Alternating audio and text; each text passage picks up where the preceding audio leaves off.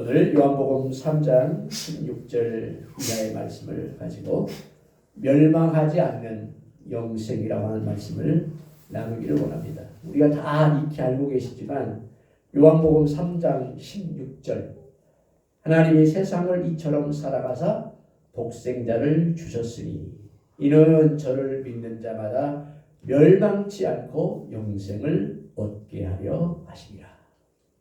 요한복음 3장 16절을 종교개혁을 한 마틴 루터는 축소된 복음이다 그렇게 했습니다. 그러니까 신구약 성경 전체를 한 성경 구절로 축소한다면 요한복음 3장 16절 축소된 복음이라는 거죠. 어떤 분은 모든 사람의 성부다. 그러니까 교회를 출입하고 예수 믿는 모든 사람들은 아마 이 요한복음 3장 16절을 모르는 사람이 없고 거의 암송하다시피 하는 말씀이기 때문에 모든 사람의 성부다. 또 선교사들이 미전도 족속에게 파송이 되어가지고 그곳에 가서 언어를 배우고 글을 쓰기 시작하면 가장 먼저 번역하는 성경 구절이 요한복음 3장 16절입니다. 그리고 아마 여러분 가운데 주일학교 때 교회를 다니셨으면 가장 먼저 외우는 말씀 역시 요한복음 3장 16절.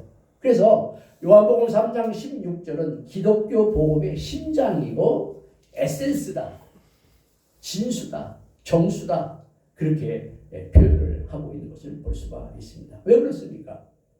예수님의 사랑, 하나님의 사랑을 통해서 인간을 구원하고 영생할 수 있는 복음, 기쁜 소식이 바로 요한복음 3장 16절에 들어져 있기 때문에 그렇습니다. 사람들은 많은 것으로 고민을 하고 힘쓰며 살아가지만 정작 죽음에 대한 해답을 갖고 있지 않습니다. 죽음을 극복하지 못하면 우리 모두가 아침에 일찍이 일어나서 밤늦게 누우고 수고의 떡을 먹을지라도 다 헛된 것이라고 시편 127편 2절에 기록하고 있는 것을 볼 수가 있습니다. 여러분, 우리가 죽음의 문제, 구원의 문제, 영생의 문제를 해결하지 못했다면 새벽같이 일어나서 밤늦게까지 일하며 수고하는 그 모든 것들이 무엇을 위한 것이냐고 하는 시편 기자의 고백을 볼 수가 있습니다. 그러나 오늘 우리에게는 예수 그리스도 안에서 구원과 영생이 있음을 기억하지 않을 수가 없습니다. 로마서 6장 23절에 보니까 죄의 싹은 사망이요 하나님의 선물은 그리스도 예수 우리 주 안에 있는 영생이라. 하나님께서 저와 여러분들에게 주신 위대한 선물 구원은 바로 예수 그리스도 안에 있는 구원과 영생이라고 그렇게 표현을 했기 때문에 우리가 이 땅에 태어나서 일생을 살고 또 때가 되면 우리가 하나님의 부르심을 입는데 우리 모두는 죽음의 문제를 해결하지 못한 사람들이 아니라 예수 그리스도 안에서 영생과 구원을 선물로 받은 사람입니다. 하나님이 아들을 보내신 것은 세상을 사랑해서 영생을 얻게 하는 것이었습니다. 그러나 하나님이 보내신 빛을 거부하고 미워할 뿐만 아니라 어둠을 더 사랑해서 악을 행한다고 오늘 본문에 기록되어져 있는 것을 볼 수가 있습니다. 세상을 향한 하나님의 뜻은 어둠이 통치하는 심판이 아니라 구원과 영생인 하나님의 통치라고 하는 것을 가르쳐주고 있는 것을 볼 수가 있습니다. 그런데 하나님의 아들에 대한 태도에 따라서 영생일 수도 있고 사망과 멸망일 수 있다고 하는 것을 오늘 본문은 우리에게 가르쳐줍니다. 하나님이 아들을 세상에 보내주셔서 빛으로 오셨지만 악을 행하여 빛을 피하는 사람도 있고 빛의 진리를 따르는 자가 있다고 분명히 오늘 본문 하반절에서 이야기를 합니다. 오늘 사순절기 첫 번째 주일을 우리가 맞이하면서 저와 여러분들은 빛을 멀리하지 아니하고 빛으로 오신 주님을 가까이하며 주께로 올 뿐만 아니라 진리를 따르는 자가 되어야 되는데 오늘 저와 여러분들은 어디에 서 있는가? 빛이 싫어서 빛을 버리고 도망가는 자인가? 아니면 빛으로 와서 진리를 따름으로 말미암아 구원과 영생을 우리가 소유한 자인가? 한번 되돌아볼 필요가 있습니다. 가장 먼저 우리가 생각할 것은 하나님께서 저와 여러분들에게 하나님의 아들 예수를 세상에 보내신 이유가 뭔가를 우리가 먼저 알아야 될 것 같습니다. 여러분 한번 16절 상반절에 보니까 하나님이 세상을 이처럼 사랑하사 독생자를 주셨으니, 여러분 하나님께서 그의 아들을 세상에 있는 죄악 가운데 있는 모든 사람을 사랑해서 우리에게 그를 보내주셨다고 하는 그런 말씀을 우리가 볼 수가 있습니다. 하나님의 아들을 세상에 보내신 이유가 뭐냐? 오늘 여기 본문에 보니까 이처럼 사랑하셨다고 했죠. 이처럼이라는 얘기는 지극히 매우 너무나 하나님께서 세상에 죽어가는 수많은 사람들을 너무나 매우 지극히 사랑해서 그의 아들 예수 그리스도를 이 땅에 보내주셨다고 합니다. 이유는 간단해요.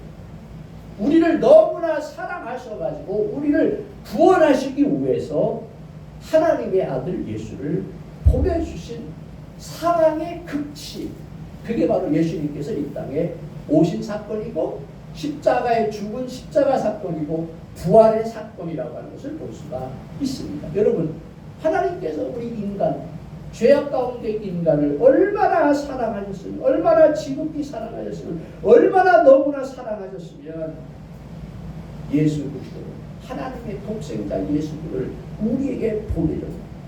그러니까 하나님이 우리를 사랑하시는 최고의 사랑의 극치고 사랑의 행위입니다.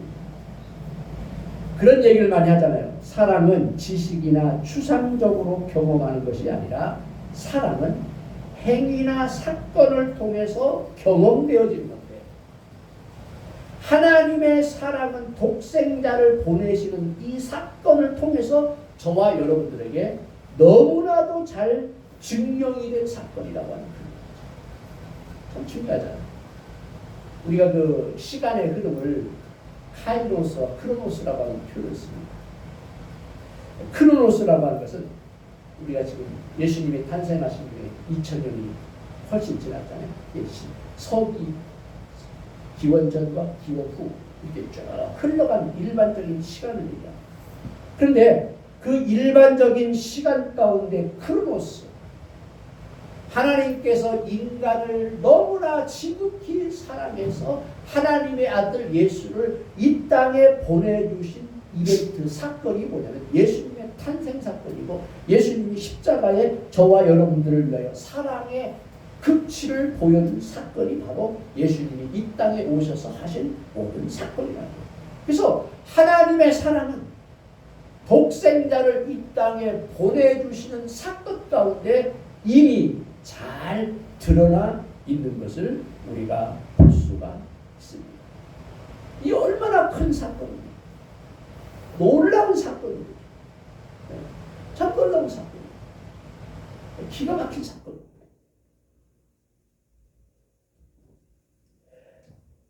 당시 유대인들은 하나님의 사랑은 오직 택함받은 자신들만이 받을 수 있는 몫이라고 그렇게 생각했습니다. 그러나 여러분, 하나님은 아브라함 처음 부르셨을 때 그를 통해서 모든 민족을 사랑해서 복이 되겠다고 그렇게 선언하셨거든요. 창세기 12장 3절에 보니까 땅의 모든 족속이 너로 말미암아 복을 얻을 것이다. 여기 땅의 모든 족속, 유대인이나 이방인이나 모든 사람들 다 할 것 없이 너로 말미암아 복이 된다라고 하기에는 아브라함의 복을 받는다는 구원의 축복이 이루어졌다는 거예요. 하나님의 사랑을 받을 수 있는 대상이 됐다라고 하는 것이 아브라함의 복을 우리가 받은 거거든요. 근데 유대인들은 하나님의 성민이라고 하는 그것을 가지고 자기들만 하나님의 사랑을 독차지하는 그러한 유대인이라고 자기들은 그렇게 생각을 많이 했던 것 같습니다. 그러나 성경 사상은, 성경에서 말하는 이야기는 창세기 12장 3절부터 보면 모든 족속이 너로 말미암아, 모든 민족이 너로 말미암아가 아브라함의 복을 받는다, 복을 얻게 된다고 하는 그런 말씀을 하고 있는 것을 보십니다. 그러니까 하나님의 사랑은 누구를 막론하고 모든 세상을 향해 있었습니다. 그래서 경건치 않은 죄인이었던 저와 여러분들, 하나님과 원수인 이 세상이 죄와의 카르텔에 빠져있는 우리를 위해서 가장 사랑한 아들을 보내주셔가지고 십자가에 죽게 하셔서 우리를 살려주신 거예요. 그래서 로마서 5장 8절에 보니까 우리가 아직 죄인 되었을 때에 그리스도께서 십자가에 죽으심으로 하나님에 대한 사랑을 우리에게 확증해 주셨다, 그렇게 표현합니다. 우리는 죄인이었고 경건하지 않았고 원수였고 하나님과 원수였고 죄의 불순종함과 역사하는 악한 영들에 속했던 모든 사람들이었지만 하나님의 사랑, 독생자 예수의 십자가의 사랑 때문에 우리 모두가 다 다시 살 수 있는 길을 열어주신 거예요. 그게 하나님의 사랑, 예수 그리스도를 이 땅에 보내주신 이유라고 하는 것을 볼 수가 있습니다. 하나님은 이처럼 세상을 사랑하셨고 그야말로 말도 안 되는 사랑, 지나칠 정도의 사랑을 우리에게 보내주셨습니다. 그 사랑 덕분에 본질상 진노의 자녀였던 우리가 하나님의 자녀가 될 수가 있었던 것입니다. 그래서 우리가 이미 나눴지만 요한복음 1장 12절 영접하는 자, 곧 그 이름을 믿는 자에게는 하나님의 자녀가 되는 권세를 주셨습니다. 하나님의 자녀, 예수 그리스도를 영접, 그 예수 그리스도를, 하나님의 아들 예수 그리스도를 이 땅에 사랑해서 보내주시지 않았다면 우리는 하나님의 자녀가 될 수가 없었습니다. 그러므로 하나님의 마음과 시선을 가지고 세상을 보면서 주의 사랑을 힘입어서 구원받고 영생을 얻었음을 우리가 다시 한번 기억하지 않을 수가 없습니다. 두 번째는 하나님의 아들을 세상에 보내신 목적. 여러분 한번 16절 하반절에서 18절 상반절까지 보니까 그런 말씀이 나오죠. 주셨으니 이는 그를 믿는 자마다 멸망하지 아니하고 영생을 얻게 하려 하심이라. 하나님이 그 아들을 세상에 보내신 것은 세상을 심판하려 하심이 아니요 그로 말미암아 세상이 구원을 받게 하려 하심이라. 그를 믿는 자는 심판을 받지 아니하는 것이요. 그러니까 하나님의 아들을 이 땅에 보내신 이유, 목적은 간단합니다. 저와 여러분들을 구원받게 하고 영생을 얻게 하며 심판받지 않기 위해서 하나님의 아들 예수를 이 땅에 보내주셨다. 제가 예전에도 많이 설명했던 것 같아요. 구원, 믿음으로 말미암아 우리가 다 구원받지 않습니까? 또 하나님의 아들 예수를 믿어서 마음에 영접하면 하나님의 자녀가 되니까 우리 모두에게는 구원을 받는 것이죠. 이게 구원받은 저와 여러분들이 어떻게 하면 영생하냐, 영생. 이 영생이라고 하는 말의 의미는 뭐냐면 예수를 영접해서 하나님과 영원한 관계 속에 참여하는 자의 복을 받아요. 그러니까 우리가 예수를 영접하고 구원을 받은 사람들은 영원히 하나님과 영원한 관계 속에서 이 땅에서 사는 동안도 하나님의 자녀로 살 뿐만 아니라 죽음 이후에도 하나님과 영원히 사는 영원한 관계 속에 참여한 사람이 영생을 얻는 것입니다. 그러니까 어떻게 보면 영생이라고 하는 말은 구원보다 한참 높아요. 구원 얻은 저와 여러분들이 구원을 상실하지 아니하고 하나님과 영원한 관계 속에서 이 땅에서도 하나님의 통치와 다스림을 받을 뿐만 아니라 하나님 나라에 가서까지도 영원히 하나님의 통치와 다스림을 받는 영생을 얻는 저와 여러분들이 된다라고 합니다. 어떻게?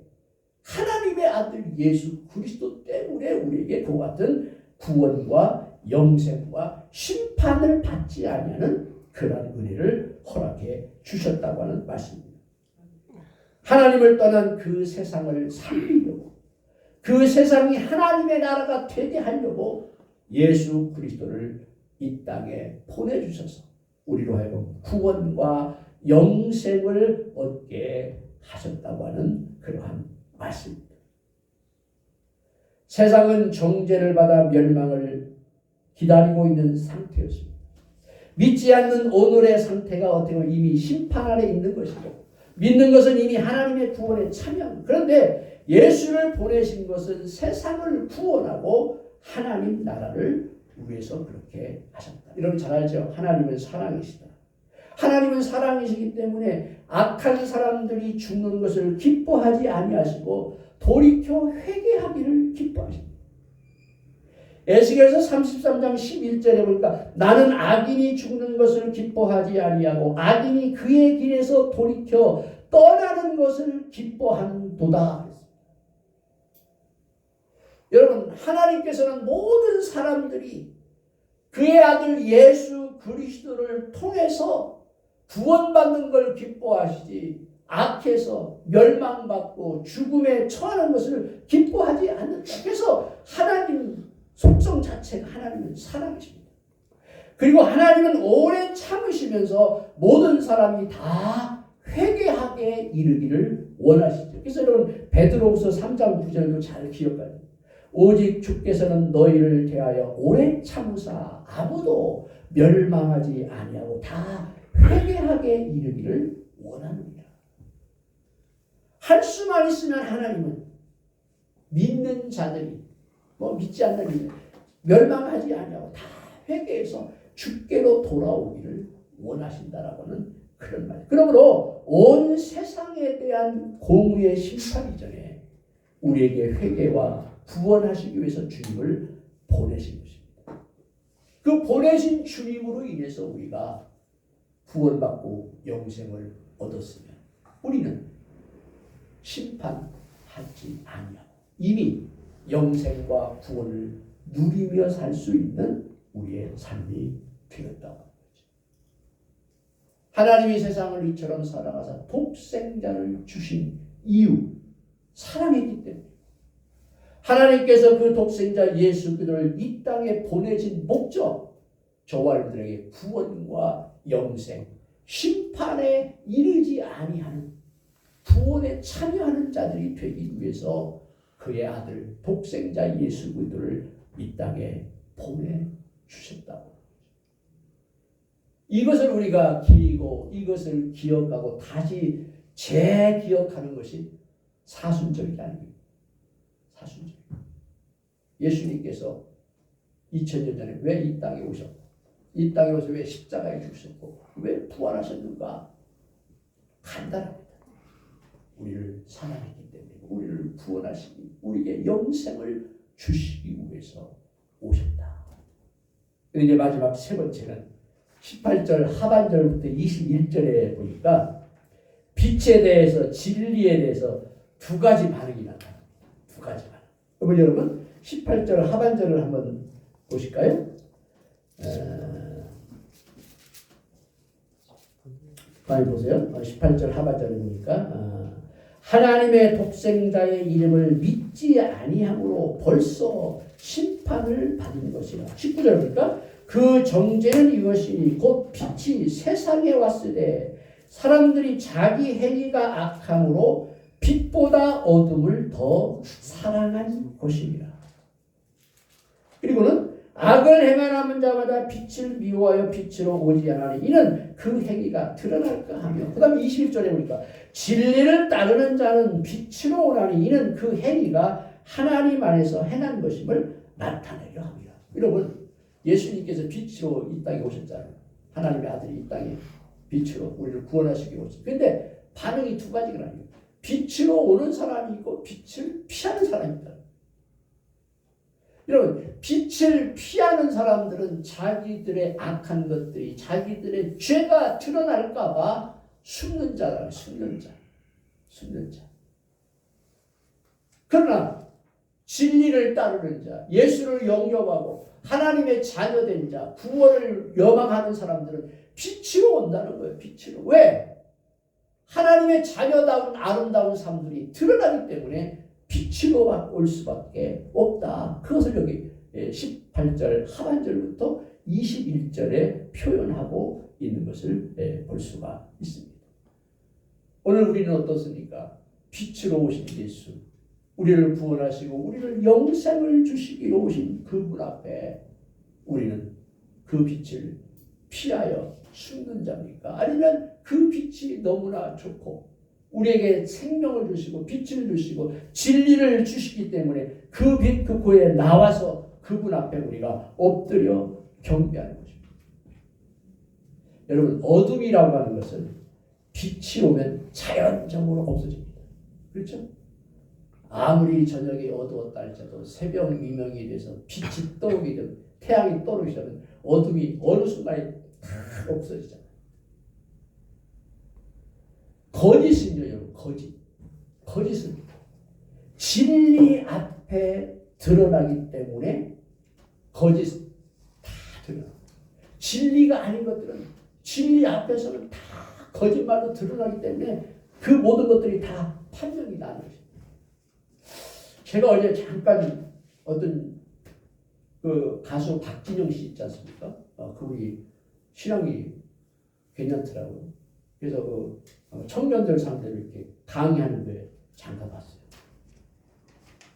진리를 알지니 진리가 너희를 자유케 하리라고 그 성경 본문 하나를 가지고 이야기를 하는데 아주 그럴듯하게 오늘날에는 진리 뭐 이렇게 그런 표현을 쓰는 사람들이 별로 안 썼잖아요. 근데 그 박진영 씨는 그런 얘기를 하더라고요. 진리는 팩트라는 거예요. 팩트.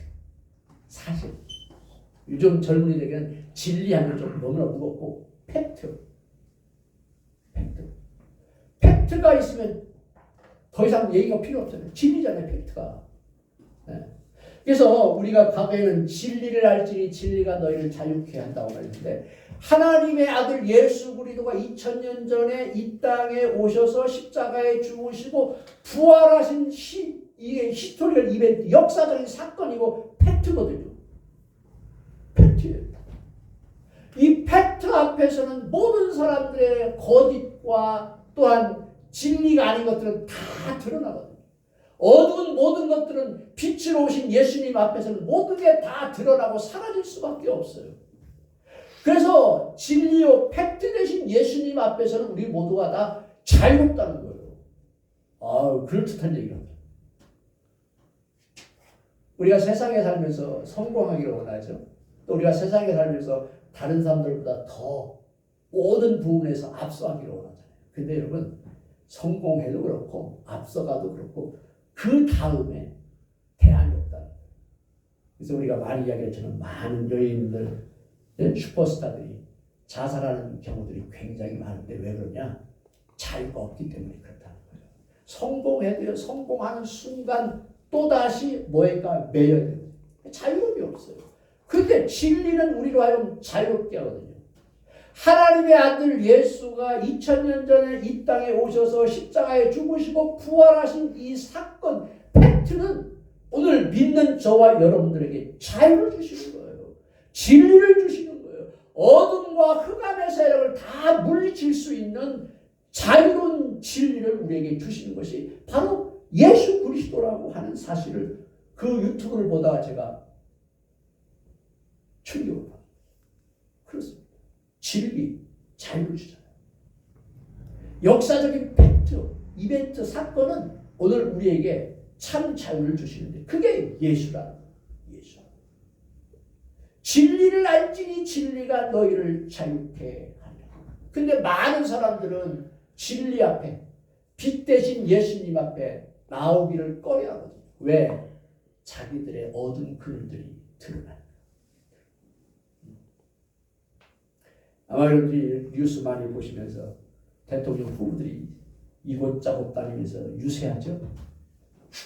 근데 예전에는 다 부부가 이렇게 같이 많이 다녔어요. 근데 희한하게 금년도 대통령 선거들 아내들이 안 나와요.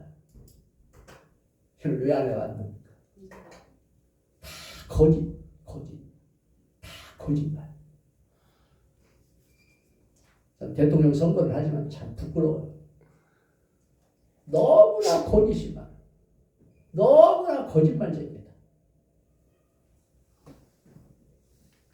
그렇잖아요. 거짓. 진리 앞에, 빛 앞에 비춰봤었을 때 너무나 엉망진창. 모르겠습니다. 대통령 후보자들은 그렇지 않게 물만 부인들만 그런지 몰라도 하여간 얼굴을 못 들고 못 나와요.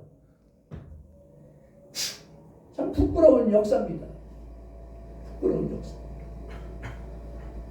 하나님의 아들 예수가 우리에게 와서 구원을 주고 영생을 주고 하나님의 자녀가 되어지고 영원 복락을 누릴 수 있는 이 엄청난 메시지를 예수 그리스도를 통해서 진리로 우리에게 빛으로 오셨는데 어떤 사람들은 그 빛을 피한다. 빛에서 떠나간다. 자기들의 죄악들이 너무나 드러나는데 그래서 예수를 거부하는 것입니다. 예수에 대해서 온갖 비판과 논쟁을 벌이는 것이죠. 그러나 진리가 나에게 자유를 주고 팩트 2000년 전에 예수님이 오신 그 구속의 사건, 십자가의 사건, 부활의 사건이 팩트라고 하면 우리에게 참 자유와 평강을 주시는 자유를 주시는 그분이 진짜라면 우리는 빛 앞에 나와야 되는 것이죠. 진리 앞에 나와서 진리 대신 예수님을 따라가야 된다라고 하는 그러한 말씀이죠. 그래서 오늘 여기 21절 진리를 따르는 자는 빛으로 오나니 그는 그 행위가 하나님 안에서 행한 것임을 나타내려 함이라. 오늘 우리는 사순절기를 첫 번째 주일을 지키면서 여러분 로마서 13장 12절에 보니까 밤이 깊고 낮이 가까웠으니 우리가 어둠의 일을 벗고 그래서 어둠의 일을 벗고 에베소서 4장 22절에도 보니까 육의 욕심을 따라 썩어져가는 구습을 따르는 옛사람을 벗어버리고 여러분 옛사람 어둠의 일들을 다 이번 사순절기 때는 다 버려버려 빛이요 진리이신 예수 그리스도 앞으로 나와서 주님과 함께 살아갈 수 있는 우리 모든 성도 여러분이 되시기를 바랍니다. 그래서 예수님이 오셨습니다. 그래서 예수님이 십자가에 저와 여러분을 위해서 죽으셨습니다. 그리고 3일 만에 부활하셔서 우리에게 영원한 생명을 주신 것입니다. 오늘 우리는 다시 한번 사순절 첫째 주일을 맞이하면서 그 하나님의 지극하신 사랑이 너무나 크구나. 멸망치 않는 영생을 주신 그 하나님의 사랑이 너무나 크구나. 그 분 앞에 우리가 빛으로 드러나서 우리의 모든 것들을 자랑하며 하나님의 자녀로서 살아가기에 부족함이 없는 우리 모든 성도들이 되시기를 예수님의 이름으로 축복을 드립니다. 찬양하겠습니다.